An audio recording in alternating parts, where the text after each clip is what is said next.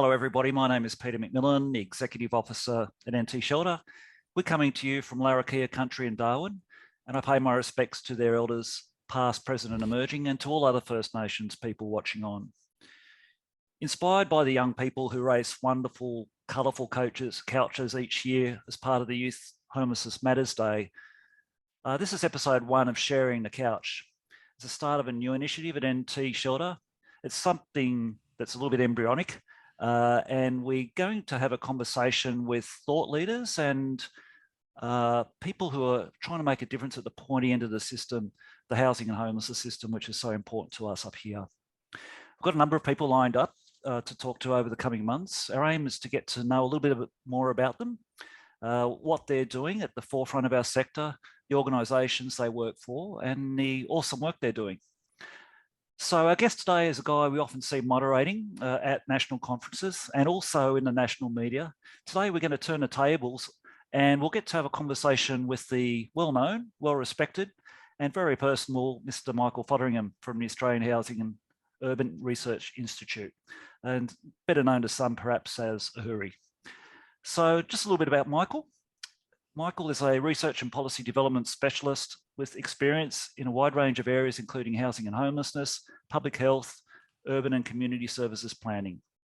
After joining the Australian Housing and Urban Research Institute in 2014, he was appointed Executive Director in 2017 and is now responsible for setting the strategic direction of the Institute and leading the development of a contemporary and policy-relevant evidence base on housing, homelessness and urban issues. Michael has expertise in building research programs and policy agendas with not-for-profit, government and academic organisations. Michael has authored numerous peer-reviewed journal articles, book chapters, research monographs, reports and policy framework documents. He currently serves on a variety of expert advisory panels, including the Australian Government Smart Cities Reference Group, the Housing Supply Expert Panel, the Queensland Housing and Homelessness Research Alliance, the Urban Futures and Sustainable Living Expert Research Advisory Group, and the Homes for Homes Housing Advisory Group. He's also a past president of the Australasian Society, I should say, for Behavioural Health and Medicine, and for many years has served on various human research ethics committees as a representative of the research community. Michael is an in-demand facilitator and conference speaker and an experienced spokesperson. We're very happy to welcome Michael Fotheringham. Hello, Michael. Thanks very much, Peter. I think at the end of that extensive bio, we can call it a wrap. I think that's a wrap. I got a bit tongue-tied there. How did I go? Did I get through all that? It's a fair bit, isn't it? We might need to edit that one down, I think. Oh, well, absolutely. That's great. And Michael, you and your team there at AHURI are clearly doing some pretty cool stuff. Can you just tell us a bit about yourself and what you did before you came to AHURI, and then we'll talk a bit more about, I guess, the work of AHURI. Sure. I mean, look, that's quite a summary you've given, but I guess in short form, my background has always been interested in the link between research and policy, and my early career was as an academic researcher in universities and in not-for-profit environments, and I guess in those sort of roles I had some frustrations at government not picking up on the things we were learning, and so I'd spent some time working in government departments and trying to leverage better use of evidence research. And I've moved between research environments, policy environments, and the not-for-profit space for a number of years, I guess. And then about 10 years ago, found myself at a community services organisation running a research and policy unit there. And that was an organisation that was building a social housing enterprise as an offshoot of it. They already did disability housing, they did refugee housing, asylum seeker housing, and a range of other sort of residential services. And that got me more interested in this space particularly, I guess. And there, the work of AHURI became a bit of compulsory reading for me for a number of years, I suppose. And when an opportunity came up to join the AHURI team, I leapt at it. Right. And I've been here ever since.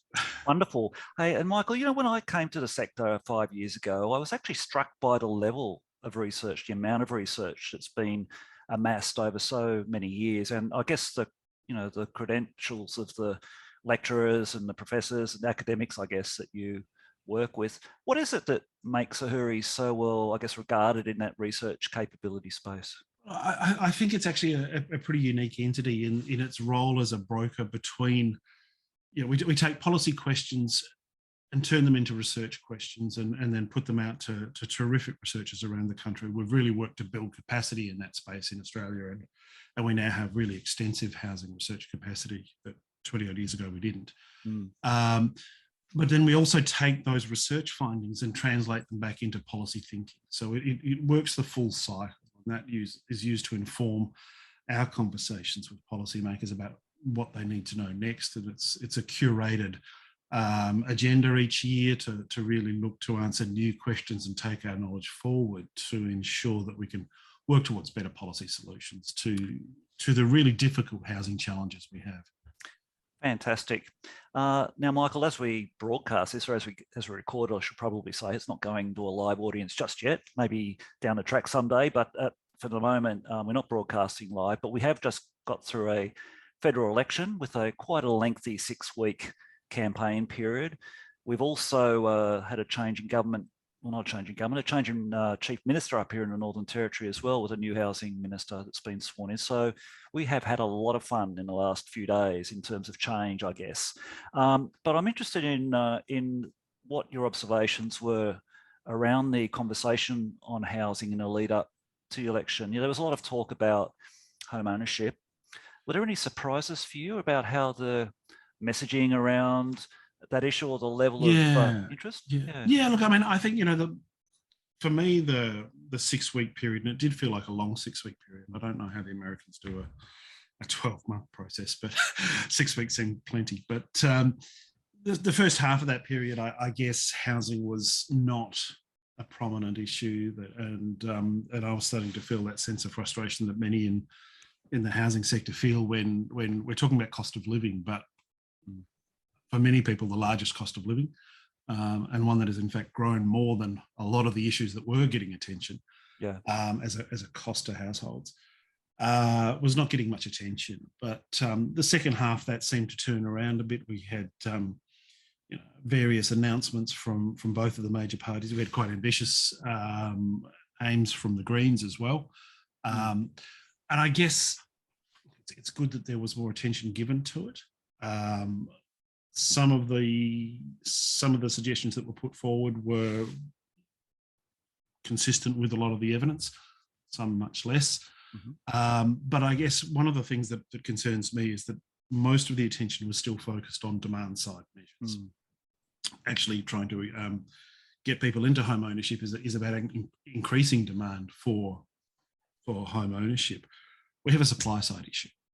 And we need to balance those demand side measures with supply side measures. And really, there was no discussion of that from any of the parties or independents for that matter. We're going to talk about independents now too. Sure, that's quite. I didn't know what the colour teal meant until a couple of weeks ago. I mean, as far as I can tell, it's blue and green combined. Yeah, I think it is.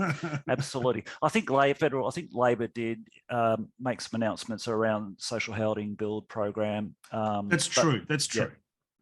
In fact, quite a good proposal, announced well before the election campaign. In fact, the Future Fund is I think a really promising proposal. I think the ambition for, I believe it's 30,000 dwellings, is a good start. Look, it's great to see the federal government heading back into involvement on the issue, and we've heard for a number of years now that it's not the federal government's responsibility for social and affordable housing. It's good to put that away and get on with it. But for me, 30,000 is a good start. Yeah, it is. It's a great start when we haven't really had any indications up until now that the Commonwealth was going to get back into that gig. So it is a promising start. And I think what was missing still was we've got some really interesting, some really challenging supply chain issues in terms of some of the materials used in housing construction. And while a lot of things are manufactured within this country and the supply chains are domestic, there are a number of commonly used timber framing elements and other pieces that require overseas manufacture at this point. Yeah. And those supply lines are very much clogged and unlikely to resolve quickly. things that go through the Ukraine, things that go through China are not flowing well and are not likely to anytime soon. So we need to be thinking more about alternative supply chains, alternative materials, and particularly for our volume builders, that's very challenging because they're often locked into agreements. We need to be more nimble. We need to have more internal capacity to build those things. We also have some workforce challenges. Skilled migration programs have been a source of as a solution to that, but we need to look at that as well as training, and really build our capacity as well. So we need to be able to build more houses faster.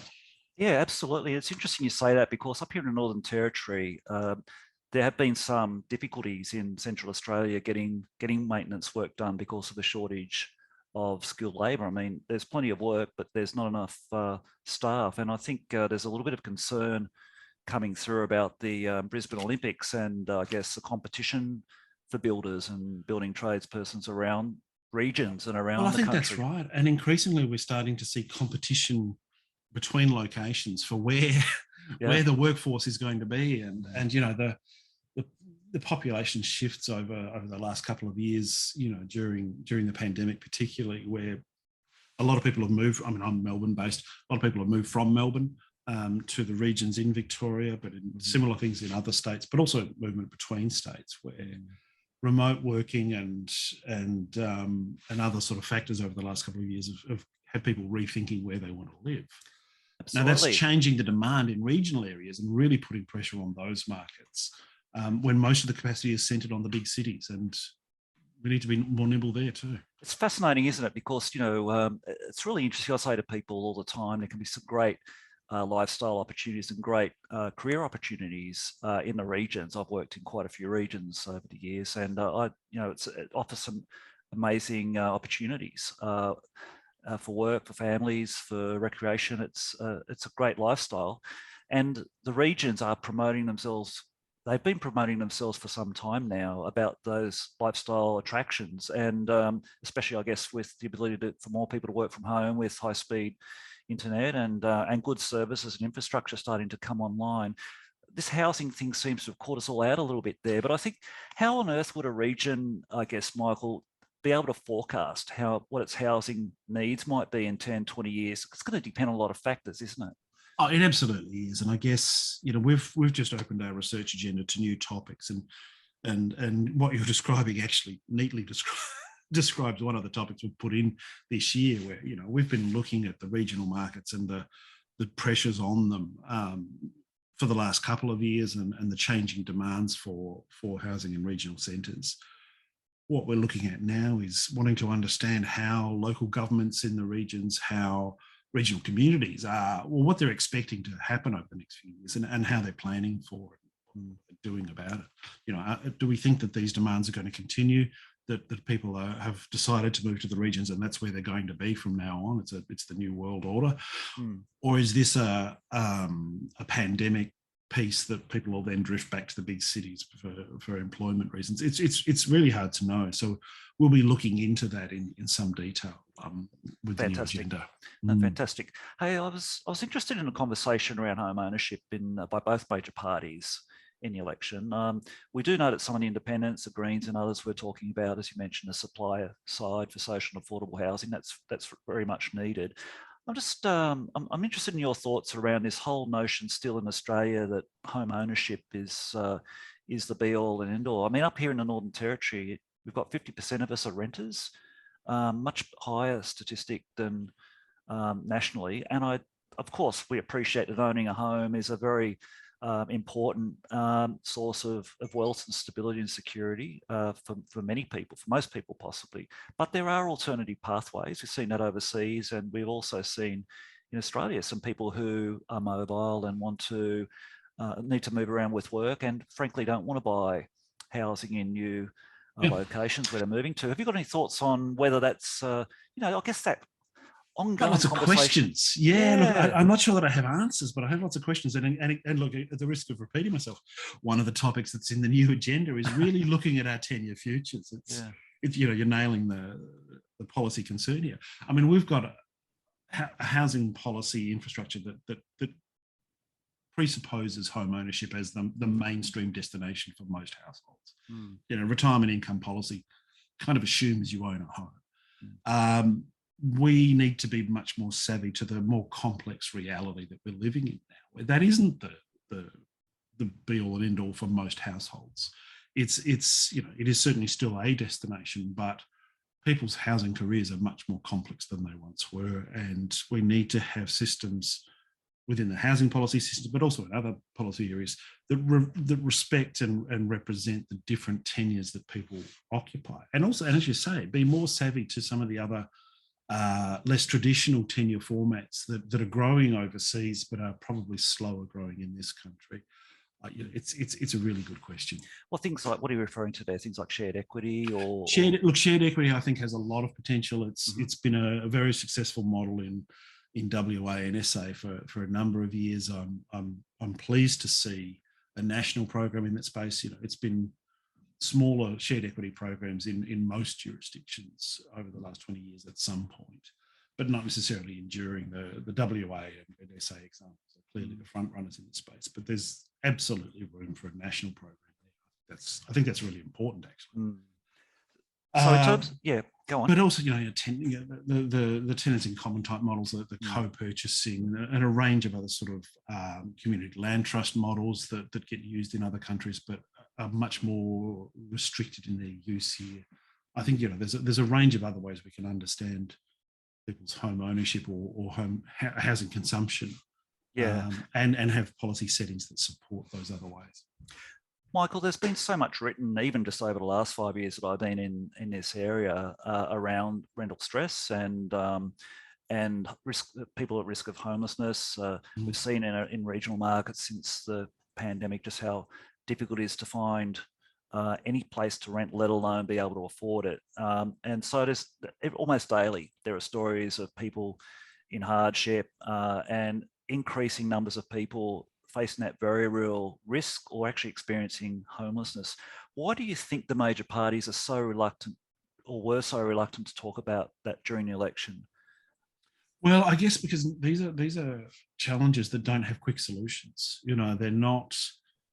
You know, we can't roll out a policy and then, you know, next week problem solved. You know, housing construction takes time. You know, planning approval, the actual construction process. You know, it's a 12 to 24 month sort of cycle if you have the land in the first place. If you need to purchase the land, it's even longer, and particularly if you need to clear it from previous drawings or whatever. You know, these are slow burn activities in many respects. So, you know, the media news cycle doesn't work terribly well with slow response answers. No, that's true. You know, we need to invest so that in a couple of years' time, we're really starting to get some solutions. But we also need some fast action responses as well. It's a complex issue, and I think, you know, the way public discourse around these issues tends not to deal well with complexity. But this is a complex topic, and quick grab answers, you know, short sound bites don't solve it. Yeah, that's right. It does kind of go back to the notion of having a national housing and homelessness strategy, which federal Labor, now the incoming government, has committed to.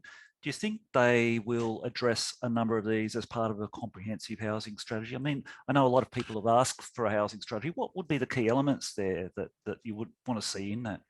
I mean, for me, the first piece I want to see is that there is genuine engagement between Commonwealth and states, and genuine cooperation and collaboration on projects. You know, if they're working at cross purposes or just not coordinating well, there's a lot of inefficiency. And to be honest, we're not going to solve any of these problems without both those tiers of government working together.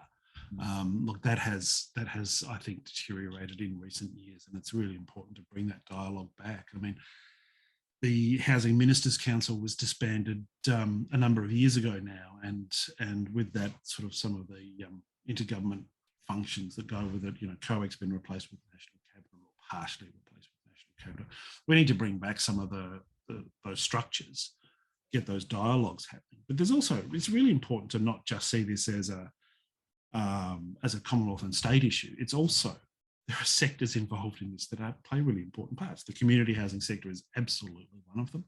industry as well, and any really useful housing strategy at a national level needs to involve all of those players. Absolutely. So, my strong push is that it be, highly consultative in its development, comprehensive in its approach.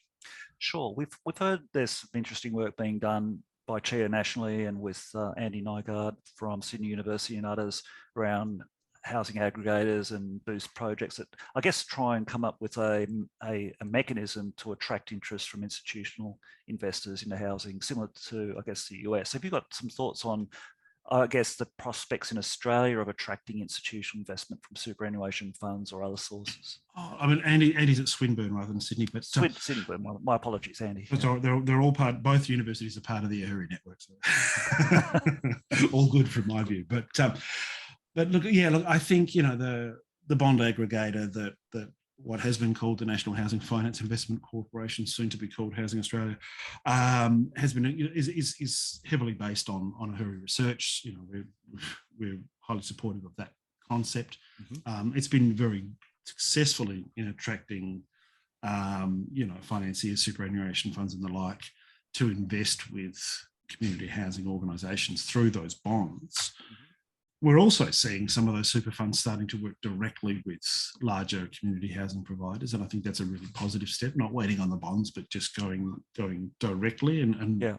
I'm starting to hear things about engagements of that type that are larger than the funding limit of the bonds, which sort of sit at about 2.5 billion.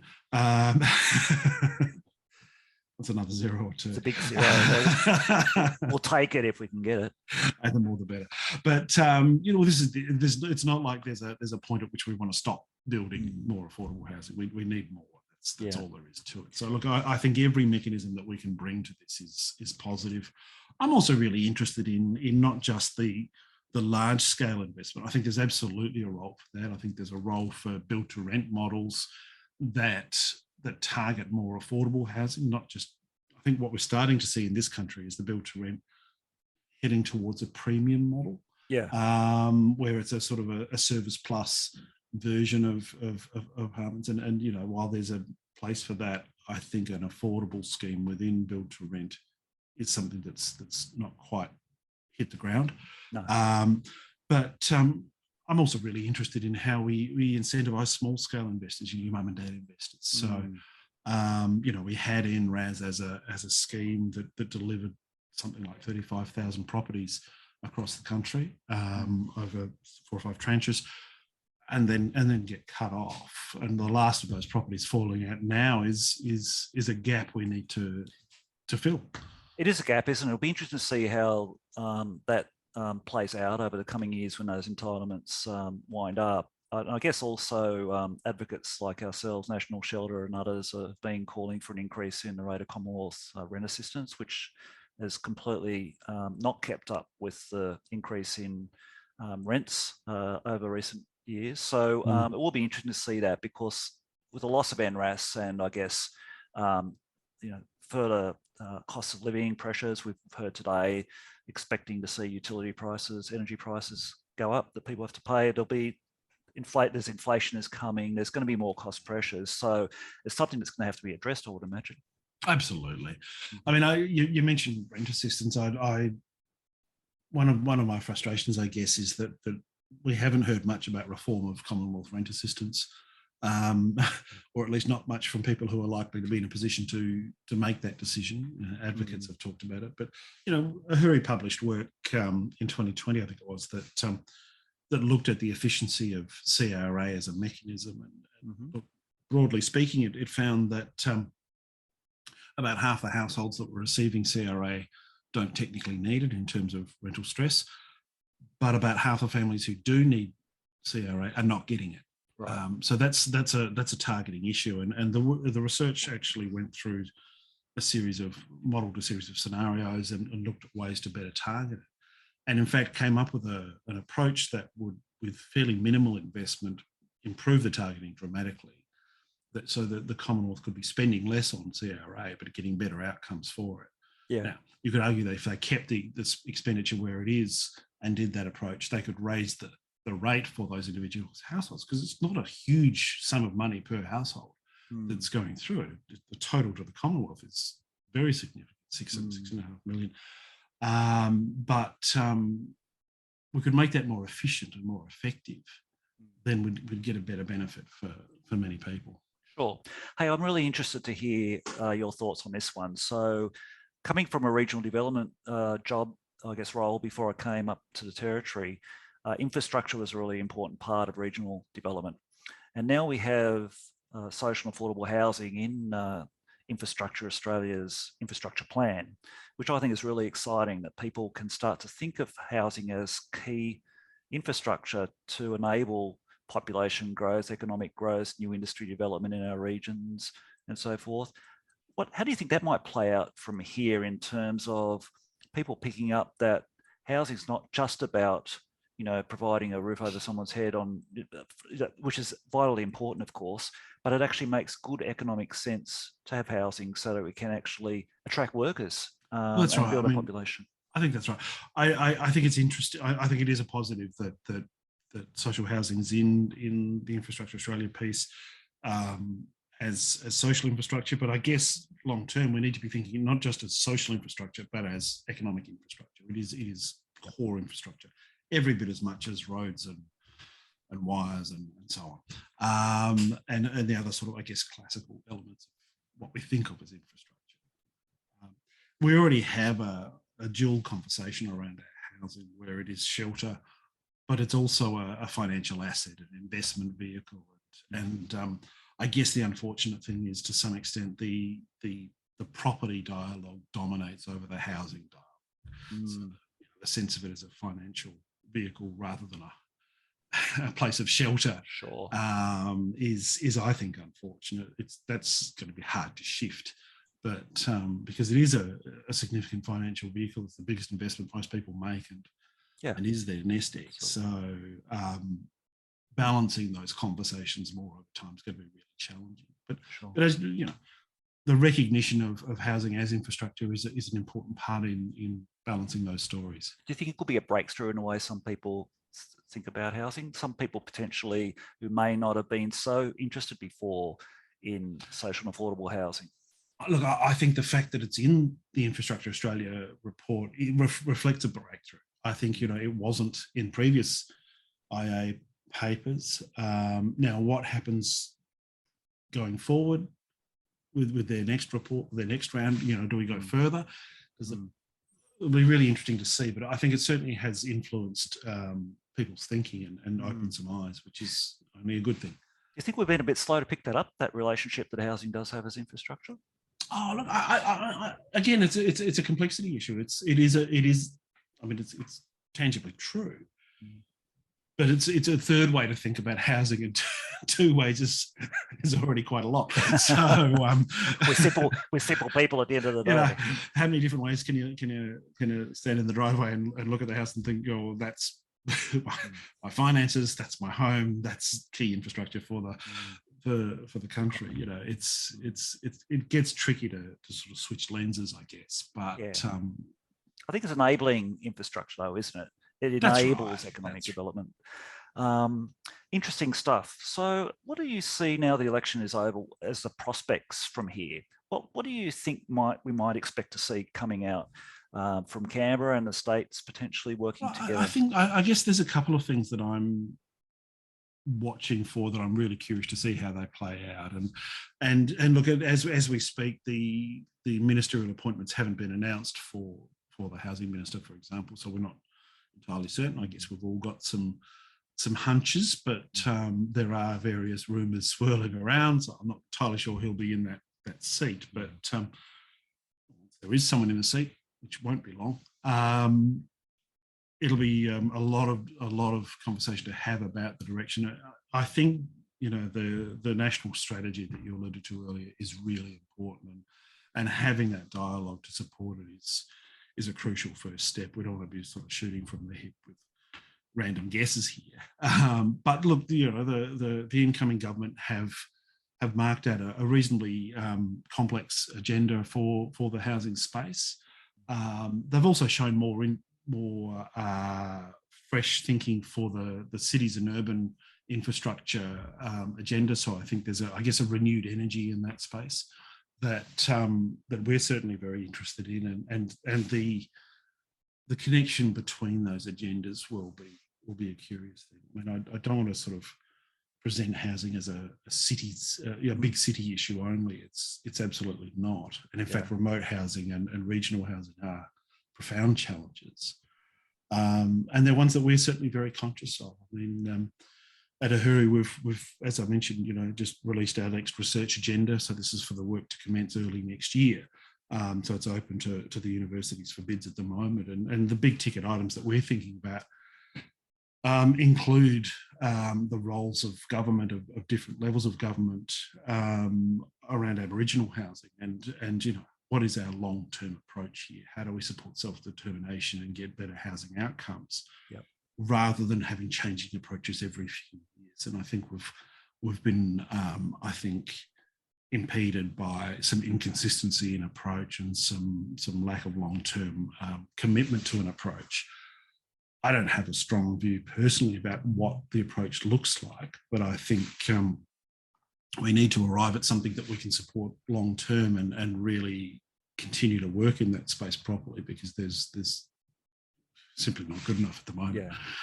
Yeah. We're also really concerned around natural disasters, and so the impact on housing supply and housing systems, and the role of housing policy there in disaster preparedness and responsiveness, I think are really big questions for this country. I mean, the last few years we've seen increasing impacts on our housing system from natural disasters, bushfires, floods, cyclones. Not sure that we've seen any volcanoes yet. No, but, that's always a first. But earthquakes. You name it. It's all sort of there's this the sense that climate change is impacting on our housing. And exacerbating some of those supply issues. So, the recent floods in particularly impacted Queensland and northern New South Wales, really impacted areas where the vacancy rates were already incredibly low, and really there wasn't spare housing available. No, that's right. And then a whole lot of housing gets damaged or destroyed. Well, rebuilding those towns, those communities, is not a simple thing if there's nowhere for the residents or the traders or emergency workers coming in wanting to do work to help rebuild the city or the town, have nowhere to live. So it's hugely problematic. There are people still in tents from the 2019-20 bushfires, apparently. And it's hard to fathom, isn't it, that it's still the case? But I guess in the Northern Territory we do see a lot of that, Michael. I was talking to I put a question in rather to a conference call today that Shelter WA had around a release of a paper they've just done with Professor Fotheringham and others around funding for homelessness services. And I was interested in his view about how funding should be, I guess, cut and diced under the National Housing and Homelessness Agreement. They're saying, quite understandably, there's not enough funding to meet demand, and services are overstretched, and they get around $170 million a year under the agreement, and it's not enough, clearly, and we get $20 million a year, and we have more than double their rate of homelessness. So we've got some real challenges. But one of the things I was going to say was around mobility of people in remote communities coming to town as well. So for us, it's also important, while housing is vitally important, and around 54% of people living in remote houses are in overcrowded houses, severely overcrowded houses, still a long way to go. But also when they come to regional centres, there's a need for short stay accommodation, people coming to town for, I guess, medical reasons or cultural, sporting, family reasons, a whole raft of reasons. So I guess in terms of the infrastructure conversation we were having before, that's very important, I guess, to make sure that we recognise the mobility that we have in Aboriginal remote communities. Absolutely right. Yeah, I agree with all of that. We'll just get you to sign on as when we get the what do you call it? We'll pass it around for signatures later. Look forward to that. No, but it is an opportunity, I guess, when we're reviewing the NAHA next year. But I don't expect you to comment on that. I think this is an interesting time for that, isn't it? With the Productivity Commission currently reviewing the AHURI. Look, I'm sure you've put a submission into that process. There are continuing consultations going into that. AHURI certainly put a fairly lengthy submission in, but there's a lot to look at with that agreement and the nature of it, compared to earlier Commonwealth state housing agreements. I guess is telling. So where that goes from here will be really interesting. It will be interesting, and it will give some, I guess, signals to the intent for a national strategy. No, absolutely. It's a great opportunity to put up evidence and look at what's working and what needs to be done from here. Michael, in terms of, I guess, the link between the great research that AHURI puts out and the role that we have as advocates, have you got any thoughts, I guess, around how well we're doing or not doing in getting that excellent research out as evidence-based advocacy? What we're doing more? Yeah, no, well, I think it's always more, but there's capacity challenges. I mean, we're I mean, my sense is, look, I've always been, or tried to be clear. Have another try at that. Trying to say about three things at once that I haven't got any of them yet. Let me go again. AHURI doesn't.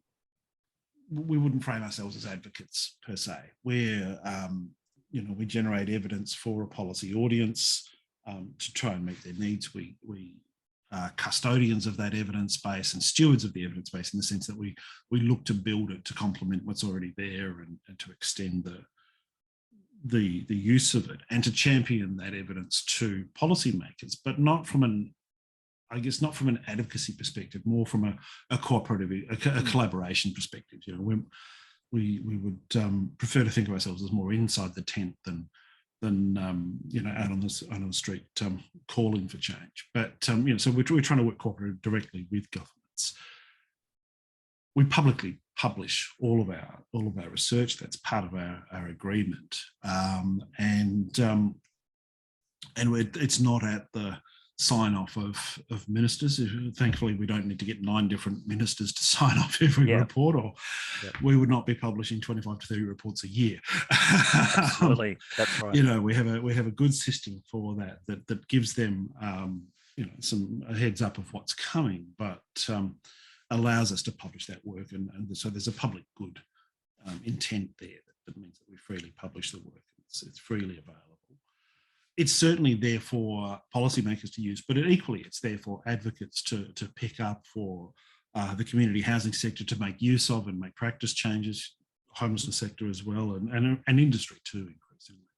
But there's a role there for advocacy to use that evidence to support their arguments. And look, my sense is broadly that there's pretty good recognition of AHURI's work by advocacy organisations, by the peaks and by other advocacy voices. So I think that's generally pretty good. There are times when we see messages coming from advocacy groups that doesn't necessarily reflect our evidence, but that's for each advocacy group to decide for themselves where they want to base their messaging. But I think we're reasonably prominent in that space. I'm comfortable.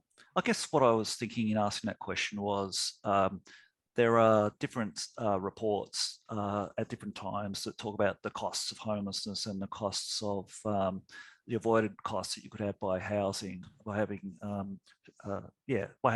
providing a bed basically, instead of having someone sleeping in the street or sleeping rough. And there are obviously costs for the health system and interactions with the justice system, a whole range of other mental health and other costs that we know are incurred when people experience homelessness. I guess I'm just thinking that's a challenge sometimes for advocates in putting all of that disparate research into a knockout argument that we can say to the government, look, it might cost $100 million to build housing, but over 20 years you might get back $160 million, for example. That's right. So we know that the cost just to government of housing homeless people is less than keeping them homeless, which while it's slightly counterintuitive perhaps, it's reasonably established, but getting that message across is a continuing piece of work. And I guess, we try to support that in some ways through our website, where we have a lot of editorial content. It's not just we publish the reports and it's a repository and nothing else. There's an ongoing news feed that responds to current issues, that summarises the research we've published and draws in other evidence at times to build that picture. So that's, I think, an important dimension to what we do. Absolutely. And of course, the conference program, where we really focus on bringing together the different communities. It's not a research conference that we run. It's not a policy conference. It's research, policy and practice all in the room. And that dialogue is crucial.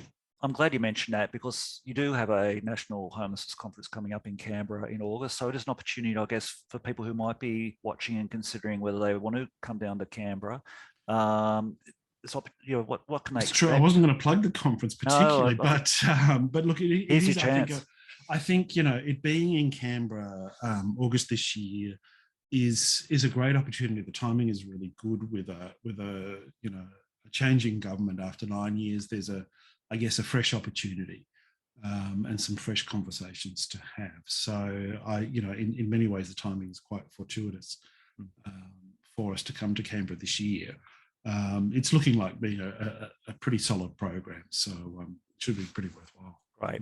And just in terms of wrapping up and bringing some of this conversation together, a lot of the people I speak to who have been in the sector for a long, long time sometimes think, it's obviously a very hard slog. It's hard to see change happen. And you mentioned before, these things can't happen overnight. It's going to take some time to get housing built at scale at the levels that we know that we need.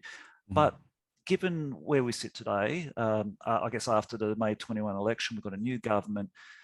Do you feel optimistic? Do you feel there are green shoots starting to appear that can give people some hope that we can make an impact in this area?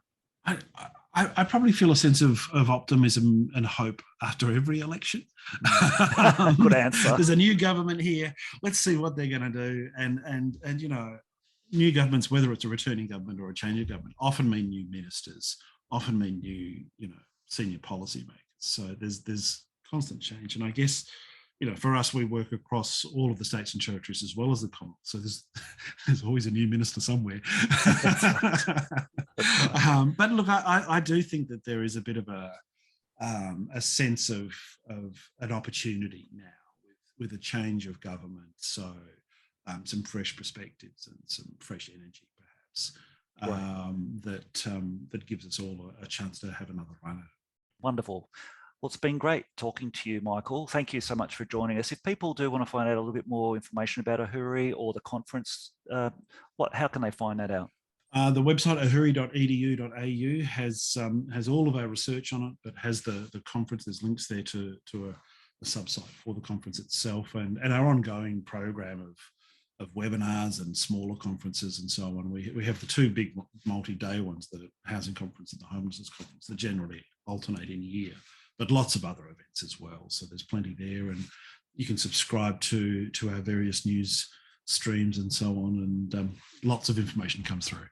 I should say, just also to wrap up, in case you weren't aware, or some of our viewers, that we do have a community housing growth strategy now in the Northern Territory, which will see up to 40% of urban public housing transferred over the next 5 years. That's quite exciting news for us, and hopefully we get to see some of our community housing providers leverage off that and start seeing some new supply coming through there. So you did mention that before. I think that's exciting, and I know a lot of us. I think we're sending down quite I wouldn't say a busload, but I think we're sending quite a few people down to Canberra in August, Michael. So we look forward to seeing you and your team down there.